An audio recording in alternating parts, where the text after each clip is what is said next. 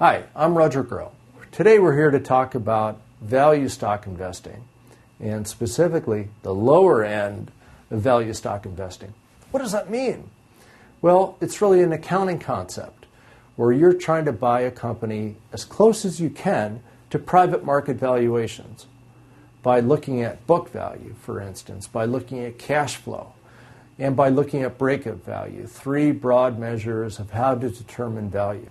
An example might be you can actually go and buy a McDonald's restaurant or a Burger King or a Wendy's.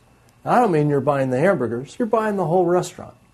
Rough rule of thumb, you're going to pay about 1 time sales or maybe 8 to 10 times their cash flow. On the other hand, if you're like most of us and you really don't want to work 24 hours a day, 7 days a week, 365 days a year with no days off and no holidays, then you default to buying the common stock. You get about the same amount of growth, but you just have less headache. And you can sit back and let somebody else run it for you. But for that comfort and for that ease, the common stock sells at a premium, at a higher price, roughly double the price of actually buying a restaurant and having to put in the work to make it happen. That spread between the difference between private market valuation and public market valuation is the difference between value at the low end and premium at the high end. Now, during normal stock markets, that's about double.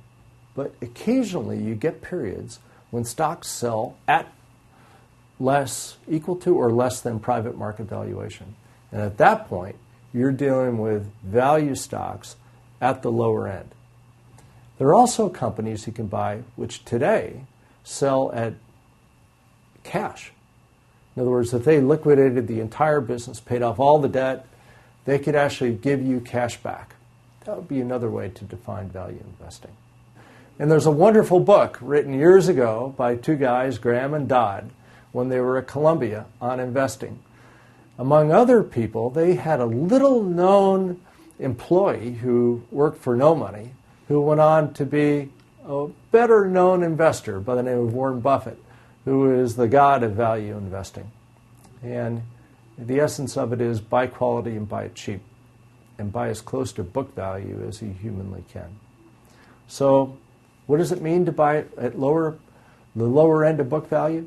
That means that you're buying something probably pretty close to breakup value or below, and certainly at or below what a private company would sell for. So I'm Roger Groh, and that's a little bit about value investing on the lower end.